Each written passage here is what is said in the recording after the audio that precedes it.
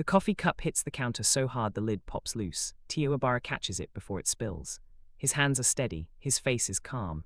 But underneath the apron, underneath the flour dusted across his forearms, his heart is doing something it has not done in 5 years. It is running. The man standing on the other side of the counter is tall, dark hair, jaw like it was cut from stone. And his eyes, grey, sharp, the kind of grey that does not apologize for anything, are locked directly on Teo's face like he is reading something written there that Teo never meant to leave behind. Hi viewers, have you ever had to stand completely still while everything inside you was screaming to run? Drop a comment and tell me, because Teo Abara is living that moment right now. Teo sets the cup down, slides it forward. Keeps his expression exactly where it needs to be: polite, professional, empty. Medium dark roast, Teo says, that's $4.50. Man does not reach for his wallet right away. He looks at Teo the way people look at a word they cannot quite pronounce. Not rude, not warm, just searching. Like something about this counter, this bakery, this specific moment does not add up for him yet. Keep the change, the man says. He sets down a 10, picks up the cup, and walks to the corner table without looking back. Teo exhales through his nose. Slow, controlled. He turns to the espresso machine and pretends to check the pressure gauge. What he is actually doing is gripping the edge of the counter with both hands so nobody can see that his fingers have gone cold. Because that man, the one now sitting at the corner table with his coffee, his dark coat, and his silence, that man is Nathan Lancel.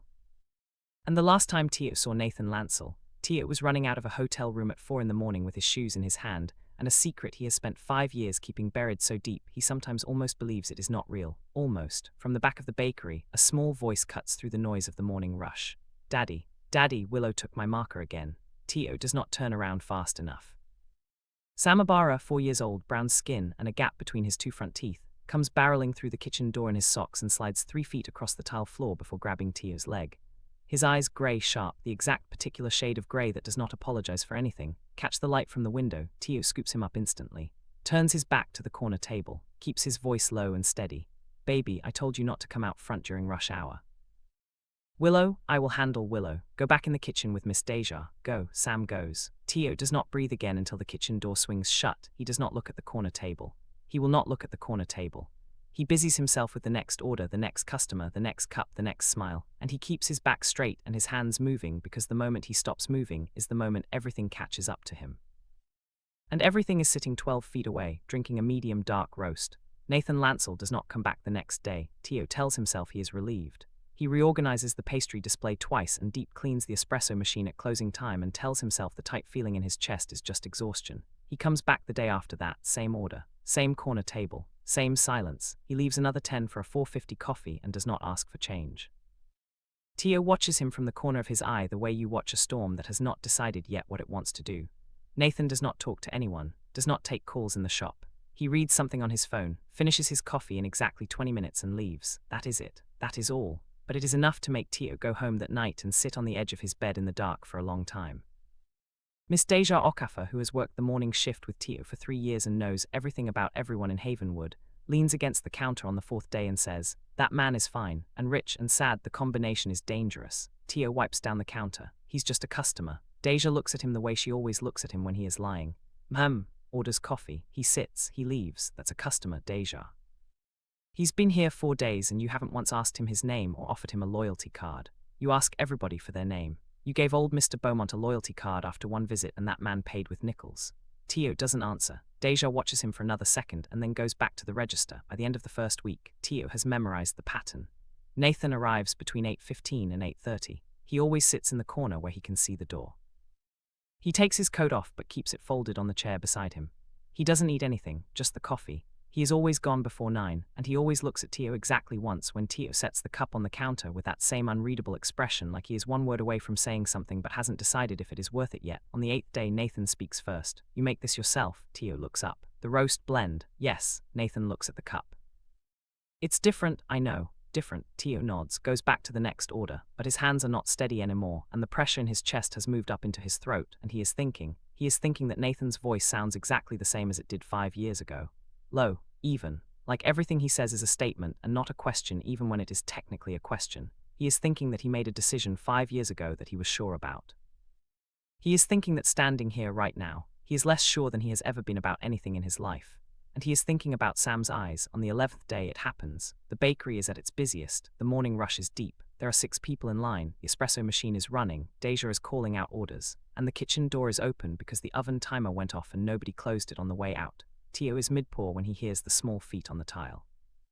He does not turn around fast enough. He never turns around fast enough. Sam comes through the door at full speed, socks sliding on tile, arms out for balance, laughing at something only he finds funny, and he runs directly into the legs of the man standing at the end of the counter waiting for his change. Nathan looks down, Sam looks up, and the entire bakery does not actually go quiet, but it feels like it does. Sam tilts his head.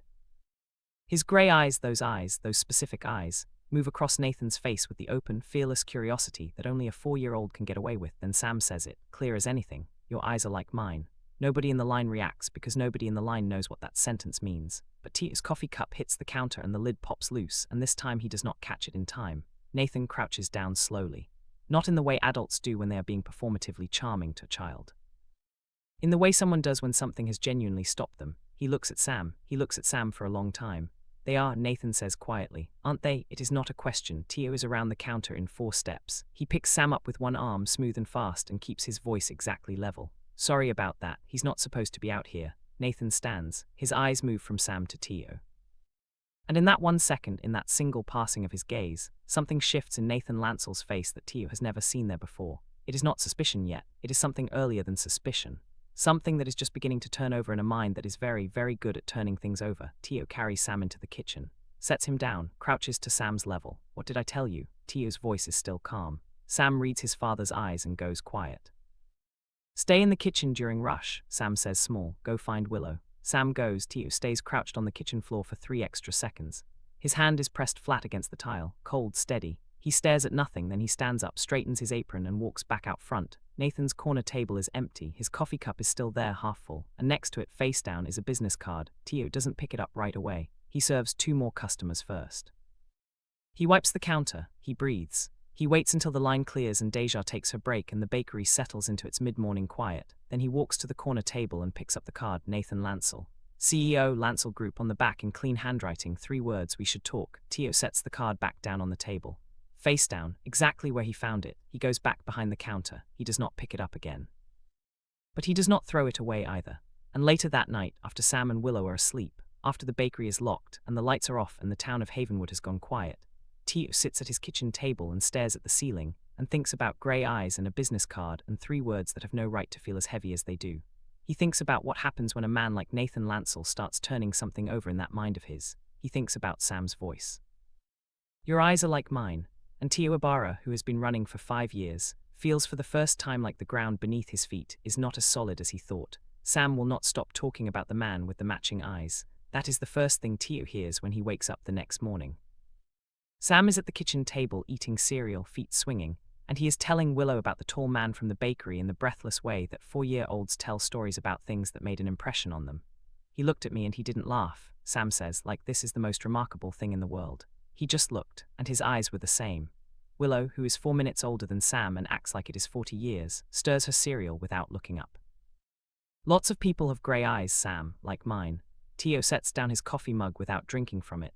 He has been standing at the kitchen counter since 5:30. He did not sleep. He stared at the ceiling and replayed yesterday on a loop until the sky outside his window went from black to grey to the specific soft orange that means morning has started whether he is ready for it or not. He is not ready for it. He picks up his mug again, takes a slow sip. Watches his children over the rim and lets the familiar noise of their morning fill the kitchen. Because for a long time this sound, Sam arguing, Willow ignoring, cereal hitting the side of a bowl has been the thing that kept him anchored. Right now it is doing the opposite, because he looks at Sam's eyes and he sees Nathan. He looks at Willow's jaw, that particular set of it when she concentrates, and he sees Nathan. He has always seen it. He has spent 4 years learning to see it and feel nothing, the way you learn to sleep through a sound that used to wake you. Yesterday undid 4 years of that in about 30 seconds. He gets the kids dressed and drops them at Miss Deja's house. Deja does the morning care run on Tuesdays, and then he drives to the bakery and parks in the back and sits in his car with the engine off and the windows fogging up, and does something he almost never lets himself do. He goes back, not physically. In his head, to the night 5 years ago that started all of this. He was 22, working a gala at the Lancel Group's annual charity event, hired through a catering company that paid cash and didn't ask questions. Omega, unregistered, doing what he needed to do to pay his rent and stay off the radar of a system that had never once been kind to him. Nathan was 30, running the whole room without appearing to try. The kind of alpha whose presence rearranged the air in a space without him having to do a single thing to cause it. They were not supposed to speak. They spoke. Teo does not let himself go further than that. He cuts it off there, the way you press your thumb over a bruise to remind yourself it is still there, and then he gets out of the car and goes inside and starts the ovens. He finds Nathan's business card in his apron pocket. He does not remember putting it there. He stares at it for a long moment, and then slides it under the corner of the register, and covers it with a stack of napkins and goes back to work. Nathan does not come in that day. By noon, Teo's shoulders have dropped 2 inches from where they were at 8. By closing, he has almost convinced himself that the business card means nothing, that Nathan is gone, that whatever gear started turning in that sharp grey gaze has turned itself back into place. He drives home. Sam is asleep on Miss Deja's couch with his shoes still on. Willow is drawing at the coffee table, focused and unbothered. Deja hands Teo a cup of tea and says nothing for a full minute, which with Deja means something. Then she says, "You going to tell me who that man is?" Teo wraps his hands around the mug. "Just a customer." Deja looks at him the way she looked at him yesterday. "Teo, Deja," she lets it go. But she watches him carry Sam to the car with the careful, particular attention of a woman who has seen people carry secrets before and knows exactly what that looks like. Teo drives home, gets the kids into bed, sits at the kitchen table in the dark. The business card is in his apron pocket. He puts it on the table in front of him, looks at it, 3 words on the back: "We should talk." He thinks about what talking to Nathan Lancel would mean. He thinks about what it would cost. He thinks about Sam's voice, not from yesterday but from this morning. His eyes were the same. He picks up the card, turns it over once, sets it back down, then he gets up, goes to his room, and locks it in the small box at the back of his closet where he keeps the 2 things he has never been able to throw away, an old photo, and the hospital bracelet from the night the twins were born. He does not come back out for a long time. And in the dark, in the quiet of a house where 2 children sleep with grey eyes they got from a man who does not know they exist, the question that has lived in the back of Teo Abara's chest for 5 years gets louder than it has ever been. How long can a secret breathe before it starts to choke you? Nathan is back on Thursday, 8:22. Same coat, same corner table, same 20 minutes. Teo takes his order without making eye contact and tells himself that is a perfectly normal professional thing to do and not at all the act of a man who spent 2 days rehearsing how to act normal. He sets the cup on the counter. Nathan picks it up. Their hands do not touch. Teo is back at the espresso machine before Nathan has taken his first step toward the corner. Controlled, professional. Fine. Deja watches this exchange with the expression of someone watching a very slow car accident. Teo ignores her. What he cannot ignore is that Nathan today does not sit down right away. He stands at the end of the counter and looks at the board above Teo's head like he is deciding something. "Do you do food?" Nathan asks. Teo blinks. "We're a bakery." "Right." A pause. "What do you recommend?" Teo looks at him directly for the first time this morning. Nathan is looking at the board. His expression is neutral. His jaw is exactly as sharp as it was last week and the week before and 5 years ago in a hotel hallway at 2 in the morning. Nothing about this man has softened with time and Teo finds that deeply unfair. "The cardamom roll," Teo says. "We make it fresh." "Take 1. Teo wraps it, sets it on the counter. Nathan picks it up without looking at the price and adds another bill to what was already going to be too much change and walks to the corner table. He eats slowly, reads his phone. Does not look up. Teo keeps working. But at the 18-minute mark, when Nathan should be reaching for his coat, he doesn't. He stays. He finishes the cardamom roll and orders a second coffee and sits for another full 20 minutes like he is daring the schedule he has kept all week to hold without him. Deja leans over at one point and says very quietly, "He's watching you." He's reading his phone. "I have been watching men watch men for 38 years. That man is watching you." Teo moves to the other end of the counter. Nathan leaves at 9:47. 40 minutes past his usual exit. He does not leave a card this time. He leaves a note on a paper napkin folded once, sitting under his empty cup. Teo doesn't read it on the floor. He takes it to the back, unfolds it at the prep counter with his back to the kitchen window. "I'll be back tomorrow. Same time, same order. I want to ask you something." Teo folds the napkin back up, puts it in his pocket. Stands at the prep counter for a moment with his hands flat on the surface and his eyes on the middle distance. He thinks about that business card locked in the back of his closet. He thinks about Sam's cereal bowl and the way his feet swing when he talks. He thinks about Willow's jaw and her focused, unbothered quiet. He thinks about what Nathan Lancel wants to ask him, and whether there is any version of that question he is ready to answer. There isn't. He goes back to work.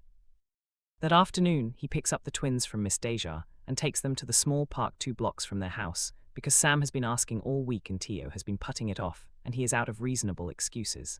Sam runs directly for the climbing frame. Willow sits on the bench next to Teo and opens a book she has been carrying around for days. She is 4 years old and she holds the book like she knows how to read it. She does not, she just likes the weight of it. Teo watches Sam climb and thinks about tomorrow. "Daddy," Willow says without looking up from her book. "Yeah, baby," says the man from the bakery is going to come back. Teo is very still. Sam doesn't know that, says he felt it. Willow turns a page she cannot read. Sam says some people have a feeling about things. Teo watches Sam reach the top of the climbing frame and throw his arms out wide like he is announcing himself to the entire park. Sam talks a lot, Teo says. Willow turns another page. He's usually right, though. Teo does not answer. He watches his son at the top of the climbing frame with his arms out and his grey eyes catching the late afternoon light, and the thing in his chest that has been tight for 2 weeks pulls a little tighter, because Sam is usually right. And tomorrow, Nathan Lancel is going to walk through that door and ask him something, and Teo does not have an answer that is both honest and safe. He has only ever had one or the other, and for 5 years, safe has won. He doesn't know how much longer that can hold. Nathan walks in at 8:19. He does not go to the counter right away. He stands just inside the door, coat still on, and scans the bakery the way someone scans a room they are trying to understand before they commit to entering it fully. Teo is already watching from the espresso machine. Their eyes meet across the counter. Nathan holds it for 1 second too and then walks to the register like nothing happened. Same order, he says. Teo makes the coffee, wraps a cardamom roll without being asked, sets both on the counter. Nathan looks at the roll. I didn't order this. You will, Teo says. Nathan looks at him again. Something crosses his face, not quite a smile, not quite surprise, and he picks up both and takes his corner table. Deja appears at Teo's elbow. What was that? Nothing. That was not nothing. That was something that had texture. Check the oven. Deja goes to check the oven. She comes back 30 seconds later. Nothing's in the oven. Check it anyway. She leaves him alone. Nathan is on his second coffee when the bakery empties out around 9. The morning rush clears like water draining, sudden and complete, and the quiet that replaces it has a different weight to it than usual. Teo wipes down the counter, reorganizes the display, runs out of tasks that require him to face away from the room. Nathan folds his hands on the table and says across the now quiet bakery, "You've been avoiding looking at me." Teo does not stop wiping the counter. "I look at you when I take your order. You look at my chin." Teo stops wiping the counter. "I have a meeting at 10, Nathan says. "I'll ask now or I'll come back tomorrow and ask then, but I will ask." Teo sets down the cloth, turns, crosses his arms over his chest and gives Nathan his full attention because the alternative is letting this go on another day and he is so tired of the days adding up. "Ask," Teo says. Nathan's grey eyes are steady. Everything about this man is steady. It is exhausting. "Boy," Nathan says. "The one who ran into me last week. He's yours." "Is." "Called you daddy, did. How old is he?" The question lands differently than any of the others. Teo feels it in his sternum. He keeps his face exactly where it is. 4, Teo says. Nathan is quiet for a moment. Not the silence of a man who has run out of things to say. The silence of a man who is checking his math. "You have 2, Nathan says. "I've seen the girl. Twins." Nathan nods slowly. His jaw is tight. His hands are still folded on the table and he has not moved. Not even a small shift in weight since he started talking. "How long have you been in Havenwood?" 4.5 years. Another pause. Teo watches the math happen behind Nathan's eyes and he keeps his arms crossed and his feet planted and his face unreadable because if he lets one thing through right now it will not stop at one thing. He knows himself well enough to know that. "Have a meeting at 10, Nathan says again.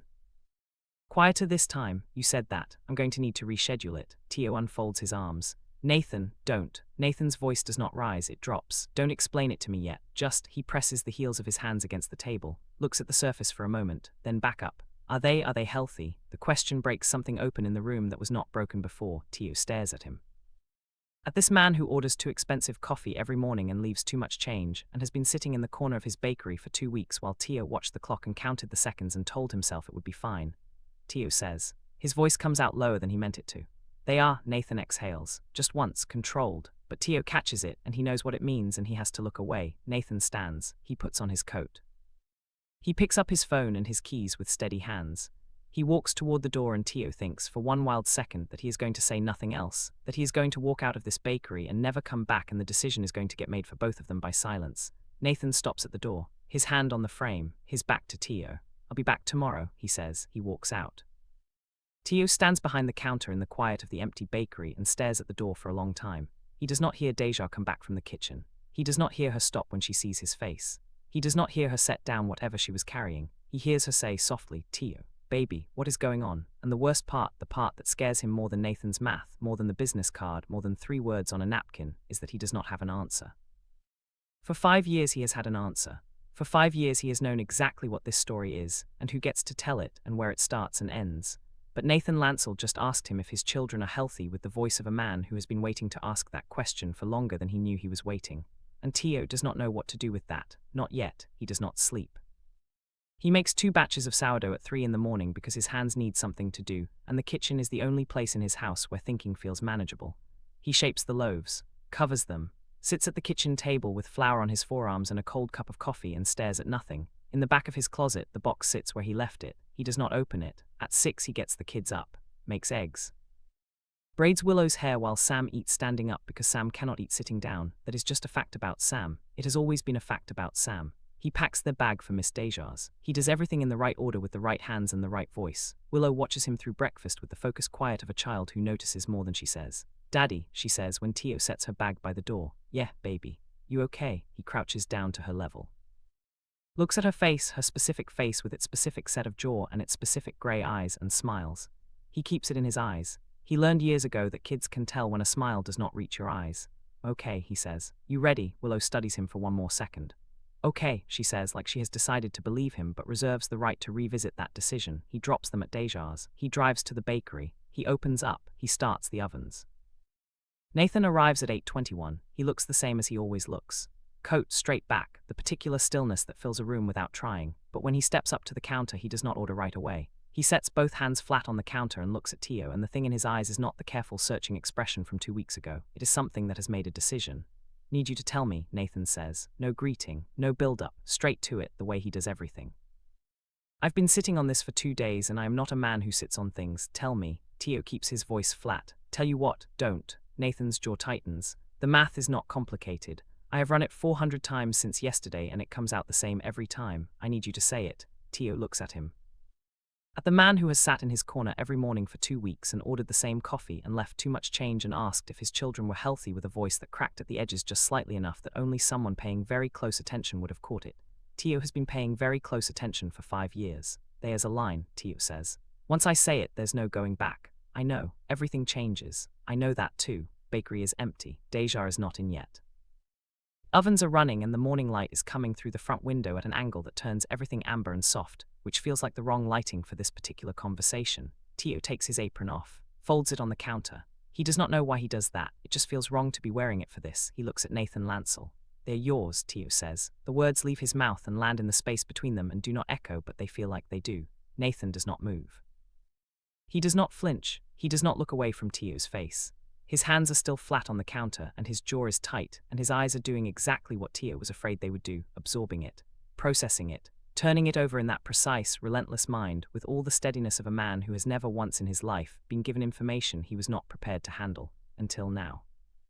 Because something small, almost invisible and over in less than a second, moves through Nathan Lancel's face like a tremor through solid ground, then it is gone. "Long have you known?" Nathan's voice is controlled. "Lo, since before they were born." He stops, starts again. "You were in Havenwood the whole time, 4.5 years. "Yes." Nathan pulls his hands off the counter. He steps back, 1 step. He turns slightly to the side, not quite away, and Teo watches him do the thing that very composed men do when they have been hit with something they cannot compose their way through. He goes completely still. Teo waits. Outside, a car passes. A bird hits the awning. The ovens hum. "Why?" Nathan asks. He is still turned slightly sideways. He is not looking at Teo when he says it. The word comes out plain and even, and it is the plainness of it that does the damage, not anger, not accusation. Just a question from a man who genuinely does not understand, and that is the one Teo has been dreading. Not the confrontation. Not the anger he can navigate. Anger has edges he knows how to move around. This plain, even, honest why from a man who is not yelling, not threatening, not taking anything, who is standing in a bakery at 8 in the morning asking a question like it is the only question that has ever mattered to him. Teo opens his mouth, closes it. "Because I was nobody," he says. It comes out quieter than he intended.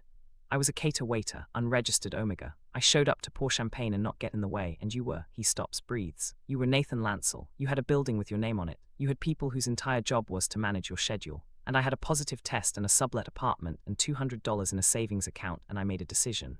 Nathan is looking at him now. "I made a decision," Teo says again. "And I have stood behind that decision every single day for 5 years because my kids are healthy and safe and they have a home and they have never once gone to bed scared. That was the decision. That was always the decision." Silence. Nathan's grey eyes, the same grey, the exact same grey as the 2 children sleeping at Miss Deja's house right now, are on Teo's face. Unmoving. "That was your decision to make," Nathan says. His voice is very quiet. "You don't believe that?" Teo says nothing. "You made it alone and you have been carrying it alone, and you stood behind this counter for 2 weeks and handed me coffee and watched me walk away, and you don't believe it was only your decision to make." Do you? Teo's jaw tightens. Do you? Nathan says again. Not a question anymore. Teo looks at the counter, at his folded apron, at his hands. No, he says, low, raw, and the word costs him something. Nathan exhales. Long, slow. He picks up his coat from the counter where he set it and holds it in both hands without putting it on. He looks at the door. He looks at Teo. I need to. He stops. I need a minute. Okay. Nathan walks to the door, opens it, steps out into the morning. Teo stands behind his counter and watches the empty doorway, and thinks about 5 years and a savings account and 2 children with grey eyes, and a decision he made alone at 22 years old that felt, in this moment, a great deal smaller than it used to. The door opens again. Nathan steps back in.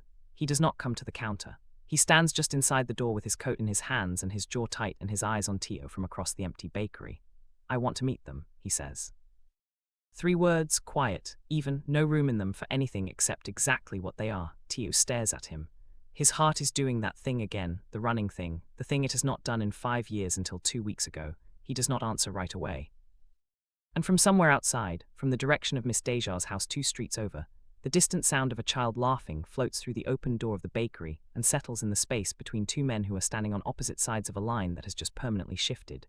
Teo looks at Nathan Lancel, and for the first time in 5 years, for the very first time, he does not know which direction to run. The word yes is not the hardest thing Teo Abara has ever said. The hardest thing is the silence right before it. He stands behind the counter looking at Nathan Lancel standing just inside the doorway with his coat in both hands and his questions still live in the air between them. I want to meet them, and the silence stretches out for long enough that Teo can hear the ovens, the street, his own pulse. Then he says, not today. Nathan does not react right away. He holds the coat, he holds the question. Then he gives a single slow nod like a man accepting terms he did not choose. When, he says, not a demand, not a plea, just the next logical word after not today. I need to think about how, Teo says. Therefore, they don't know anything except that they have me. I'm not going to walk a stranger into their morning and expect them to understand what that means. I'm not a stranger. You are to them. Nathan's jaw tightens.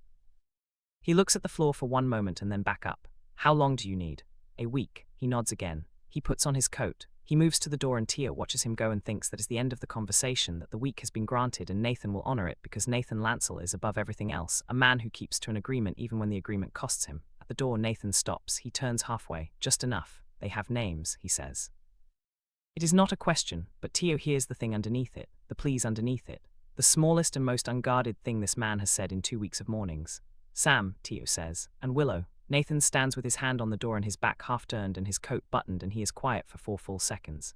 Teo counts them, then he walks out. The door closes. Teo puts both hands on the counter and drops his head and breathes. Deja comes in 12 minutes later and takes 1 look at his face and does not ask a single question. She puts her bag down, ties on her apron and starts the register. At some point mid-morning she sets a cup of chamomile tea on the counter next to Teo, without saying anything and goes back to work. That is the kindest thing anyone has done for Teo in recent memory, and he almost cannot stand it.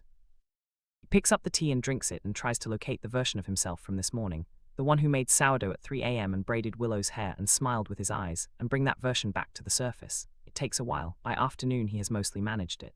By the time he picks up the kids from Deja's he is, to all external observation, completely fine. He takes them to the grocery store. Sam wants to push the cart. Willow wants to read the labels on things. Teo lets them both do what they want and walks the aisles behind them and watches the back of their heads and thinks about the word stranger. You are to them. He said it to Nathan because it is true. But it sat wrong in his mouth when he said it and it sits wrong now, hours later, because the truth is the only reason they are strangers is Teo. The only reason Nathan has spent 4 years not knowing their names is the decision Teo made alone at 22 in a sublet apartment with a positive test and $200.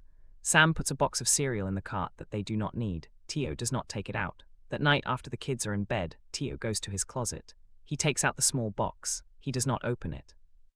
He sits on the edge of his bed and holds it with both hands and lets himself feel, for the first time in a long time, the actual weight of what is inside it. An old photo.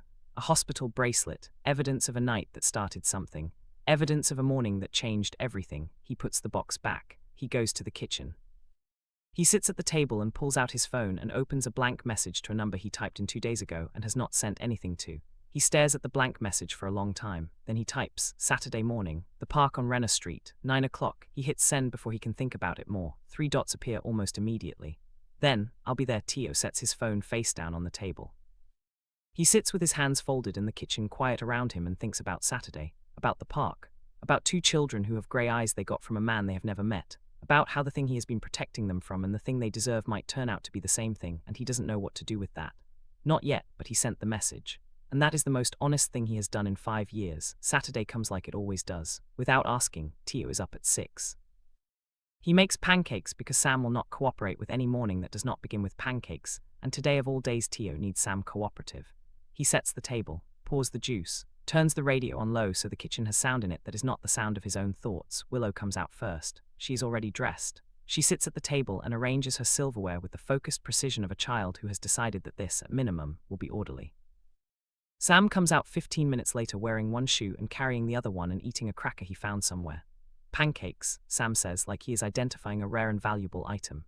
Sit down, Teo says. They eat. Teo drinks coffee he cannot taste. Outside, the morning is doing what late spring mornings do in Havenwood. It is soft and pale and unhurried, the kind of morning that has no idea what it's being asked to hold today. At 8:30, Teo says, we're going to the park. Sam is off his chair before Teo finishes the sentence. Willow looks up from her plate with her particular careful attention. The park on Renner Street. Yeah, don't usually go there on Saturdays. We are going today. Willow picks up her juice, drinks it, sets it down.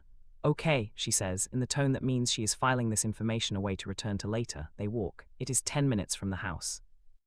Sam runs ahead and doubles back approximately every 40 seconds, because he cannot sustain linear forward movement for longer than that. Willow walks next to Teo with her hand in his and her book in her other arm. Teo sees Nathan before the kids do. He is already there. Standing near the entrance to the park, not on a bench, not at a table, standing, because sitting would mean waiting passively, and Nathan Lancel does not wait passively for anything. He is in dark jeans and a grey jacket, and he looks, for the first time since Teo has been watching him across a counter for 3 weeks, like someone who is not completely sure what to do with his hands. That detail breaks something loose in Teo's chest. Sam does not notice Nathan at first. He has already identified the climbing frame across the park, and his entire operational focus has shifted to reaching it. He is gone in seconds, a small brown blur heading for the equipment at full speed. Willow notices. She slows down next to Teo, looks toward the entrance, looks at Nathan, looks up at Teo. Teo squeezes her hand once. Come on, he says quietly. They walk toward Nathan together. Nathan watches them come. His expression is controlled. Everything about this man is always controlled, but his hands are at his sides and there is something in the way he is standing, some quality of held breath stillness, that Teo recognizes from the morning in the bakery when the word yes was in the air between them. Hey, Teo says. Simple, insufficient, the only word he has. Hey, Nathan says. His eyes move to Willow.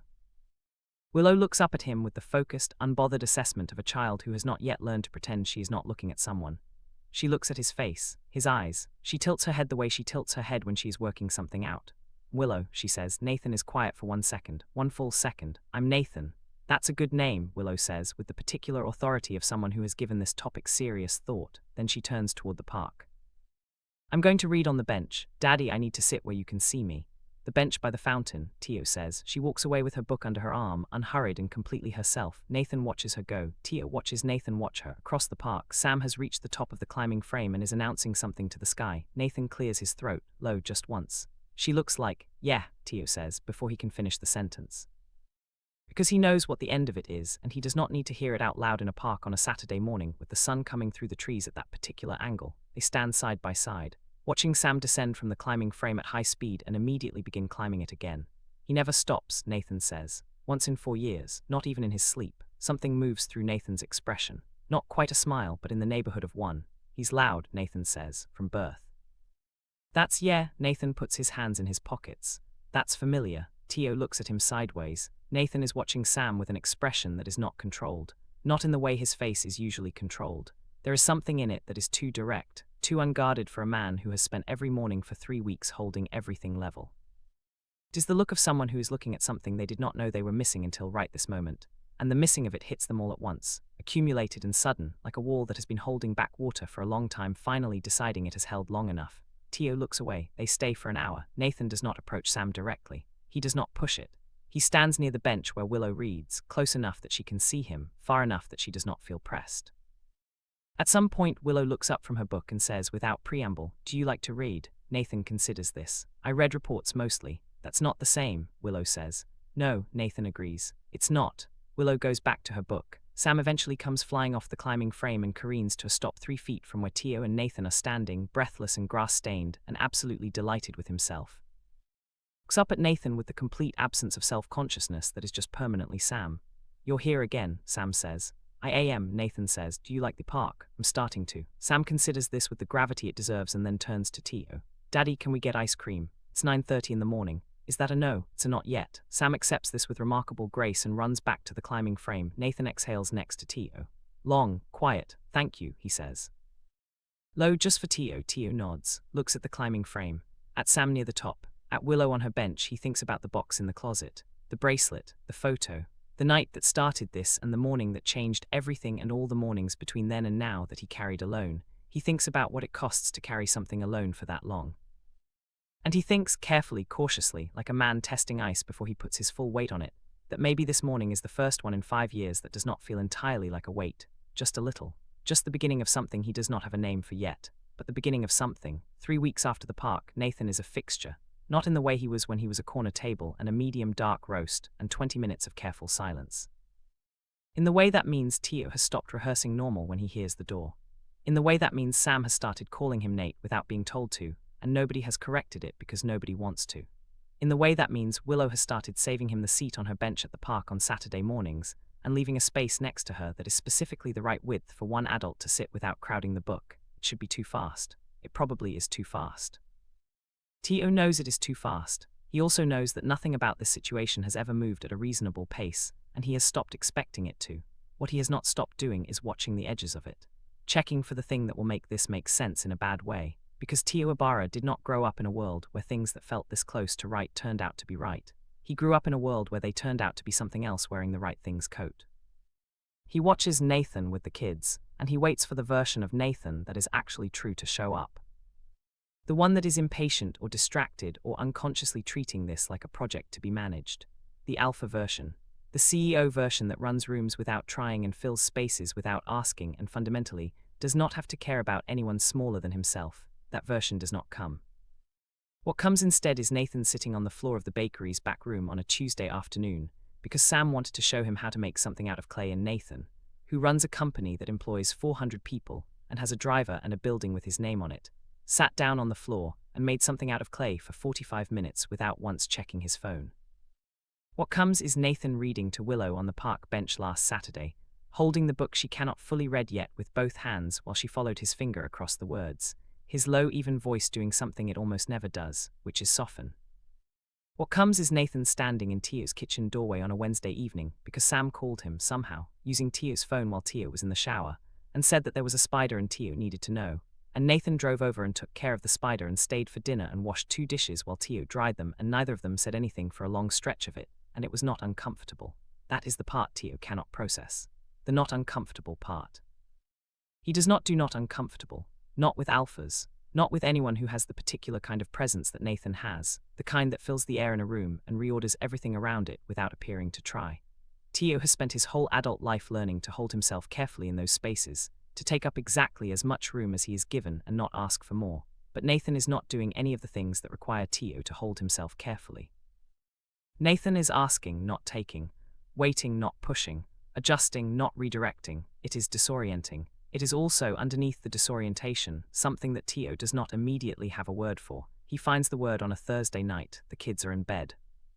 Nathan stayed for dinner again. This is happening more often than not now, which is a fact Teo has catalogued but not addressed, and they are at the kitchen table with 2 cups of coffee and the comfortable, specific quiet of a house after children have gone to sleep.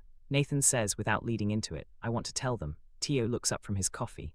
Tomorrow, Nathan says. Not this week, but I want them to know who I am, what I am to them.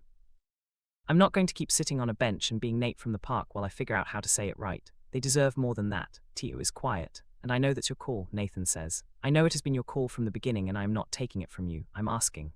Word asking sits in the air. Teo looks at this man across his own kitchen table, his kitchen, his house, his table, and thinks about asking. About the difference between asking and taking. About how long he has been waiting for Nathan to stop doing one and reveal that he was always doing the other. He is still waiting. Yeah, Teo says. Low, Nathan looks at him. Yeah, Teo says again. We tell them. Quiet in the kitchen shifts, not dramatically, not with any event, it just changes temperature, the way a room does when the last window that was open closes and the warmth that was already in there becomes the whole of what the room contains. Nathan looks at his coffee. Then at Teo. I should have found you, he says. After I knew you left, I told myself you made a choice and I had to respect the choice, but I should have looked. Teo turns his mug in his hands. You didn't know there was anything to find. Nathan pauses. But I knew there was you, and I let that go, and I should not have let that go. Sentence lands differently than anything Nathan has said in 3 weeks. It is not about the kids. It is not about the park or the clay or the spider or the dinner. It is not about the agreement they have been carefully building brick by careful brick over the last 3 weeks. It is about one night and a hotel room and a 22-year-old Omega with his shoes in his hand and a choice that felt, at the time, like the only one available to him. Teo does not answer right away. He looks at the table.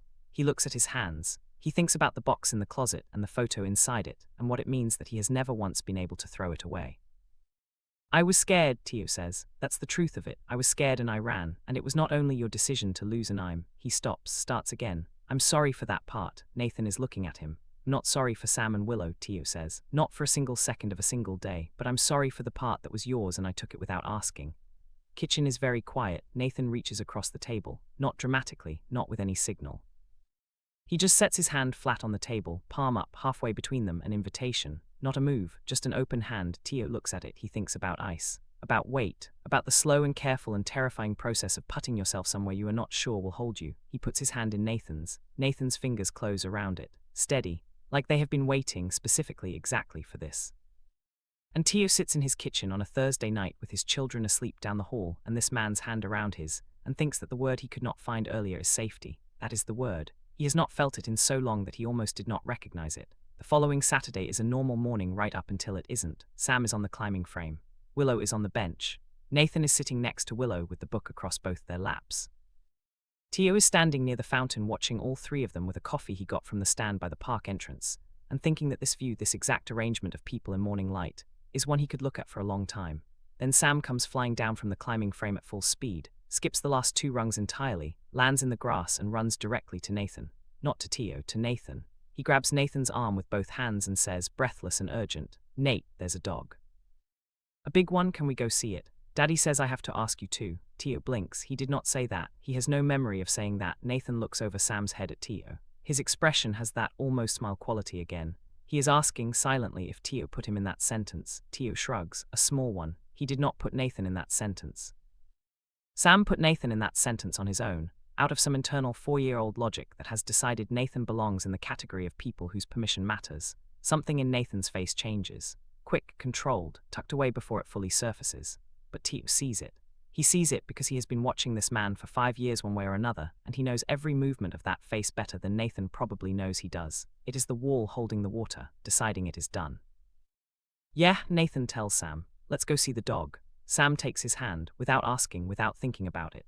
Just reaches up and takes it the way he takes Teo's, the way he takes Deja's, the way he takes the hand of anyone who has moved into the category of safe and known and mine in Sam's specific internal world. Nathan looks down at the small hand in his.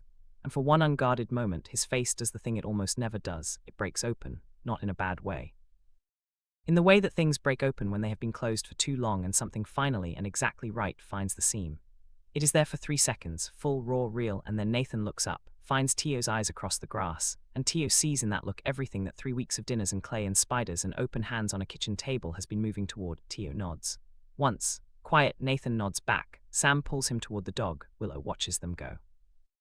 Then she looks up at Teo with those clear grey eyes and says, in the particularly knowing voice she only uses when she has already figured something out and is waiting for the adults to catch up, he's going to stay, isn't he? Teo sits down on the bench next to her. I think so, he says. Willow opens her book. Good, she says. He's good at reading. Teo laughs. It comes out low and a little rough around the edges and more real than anything he has managed in weeks. He watches his son across the park, fearlessly holding the hand of a man who is not yet a word he has a name for but is already, somehow, everything that word will mean, and he lets himself sit with that, just sit with it, without running the math or checking the edges or waiting for the other thing to surface. Just this, just the park. Just the morning, just the view. For the first time in 5 years, Teo Abara is not holding his breath. 2 months later, on a Sunday morning in June, Teo makes pancakes. Sam eats 4 of them and asks for a 5th, and Willow tells him that 5 pancakes is too many, and Sam says that Willow is not the pancake authority, and Teo says nothing because this argument has been happening every Sunday for as long as there have been Sunday pancakes, and it always ends the same way, which is Sam eating the 5th pancake and Willow pretending she did not want a bite of it even though she always takes a bite of it. Nathan is at the counter, not visiting. Not sitting with his coat on waiting to leave in 20 minutes. He is at the counter in a plain grey shirt with a coffee he made himself, leaning against the edge of the counter with his arms crossed, watching the pancake argument the way you watch something you have started to love without meaning to and cannot imagine missing now. He catches Teo's eye across the kitchen, that almost smile. The one that has been getting more frequent since the park, since the hand on the table, since the Saturday with the dog. Teo used to wait for it. Now it just shows up and he sees it, receives it, lets it land. That is new. After breakfast, after the dishes, after Sam has disappeared into his room with Nathan to build something complicated out of blocks that will take up most of the morning and require adult architectural input, Willow finds Teo on the back porch. She sits next to him on the step. She has her book. She does not open it. "Daddy," she says. "Yeah, baby." She is quiet for a moment. The particular Willow kind of quiet that means she is assembling words in the right order before she says them. "Is Nathan our dad?" Teo looks at the yard, the tree at the back, the overgrown patch near the fence that he has been meaning to deal with since last summer. He breathes in through his nose, out slow. "Yes," he says. Simple, clean, no wrapper around it. Willow processes this. She looks at the yard the way Teo looks at it. "I thought so," she says. "Looks at us like you do," Willow says. "Like we're the most important thing in the room, but he looks at you different." She picks up her book and holds it in her lap without opening it. "He looks at you like you're the reason the room exists." Teo stares at the fence. His throat does something complicated. "That's very smart, Willow," he says after a moment. His voice is completely steady and he is proud of that. "I know," Willow says. She opens her book. From inside the house comes the sound of Sam announcing the structural failure of whatever they were building, and then Nathan's voice saying something low, and then Sam laughing about it, and then the sounds of reconstruction beginning. Teo sits on the back porch step and listens to his house be full. He thinks about the box in the closet. He has not opened it in 2 months.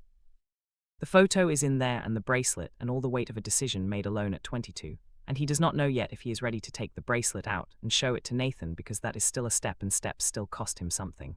But the cost is different now. It is not the cost of protection anymore. It is not the cost of keeping something sealed so the whole structure does not come apart. It is just the ordinary cost of being known. Of letting someone see the part of you that has been in the dark for a long time, and trusting that the light will not change the shape of it. He is almost ready for that, not yet, but almost. Nathan comes out onto the porch 20 minutes later. Sam is occupied. Willow is reading. He comes and sits on the step next to Teo with his coffee and his grey jacket and his steadiness, which is still, after everything, the most exhausting and most comforting thing about him. They sit for a while without talking. The yard is bright, the morning is warm. Inside, Sam is talking to himself about something architectural. Willow turns a page. "She asked me," Teo says. Nathan looks at him. "Willow, this morning. She asked if you were their dad." Nathan is very still. "What did you say?" "I said yes." Stillness holds for 1 more second. Then Nathan exhales, long and quiet, the way he exhaled in the park 2 months ago when he told Teo he should have looked for him and did not know yet what Teo would do with that. He reaches over. Not for Teo's hand this time. He puts his arm around Teo's shoulders. Solid, unhurried, like it is the most obvious place for it to be. Teo lets himself lean in, just slightly, just enough to feel the weight of it. "What did she say?" Nathan asks. Quiet, Teo almost smiles. "She said you look at us like we're the most important thing in the room, and that you look at me like I'm the reason the room exists." Nathan is quiet for a moment. "She's 4, he says. "She's terrifying," Teo says. Nathan makes a sound that is definitively, finally, the smile. Full, unguarded. Teo has been waiting to hear that particular sound since the first morning Nathan walked into the bakery and looked at him like a word he couldn't pronounce. It turns out this is what it sounds like, low. Real, like something that has been waiting for the exact right thing to arrive, and has now decided it is done waiting. They sit on the porch step in the June morning, and the house is full, and the yard is bright, and somewhere inside Sam is explaining his latest engineering theory to no one in particular, and Willow is reading a book she cannot yet fully read with all the confidence of a person who absolutely can. And Teo Abara, who has been running for 5 years, is sitting still. Not because he stopped being afraid, not because everything is resolved and neat and finished, but because the ground beneath his feet has turned out to be solid after all, and the thing he was carrying alone has hands around it now, and some weight is not meant to be carried by one person. Some weight is the kind that, shared, stops being a weight entirely. It becomes something else. It becomes home.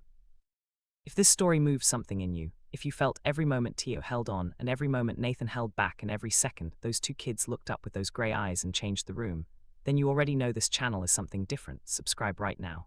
Turn on your notifications so you never miss a story. Drop a comment below and tell us which moment hit you the hardest. Was it Sam taking Nathan's hand, Willow on the porch, or Teo finally sitting still? Your comment might be the thing that keeps someone else watching. Share this story. Pass it on. Because somewhere out there is someone who needs to hear that the thing they have been carrying alone has a place to land. We will see you in the next one.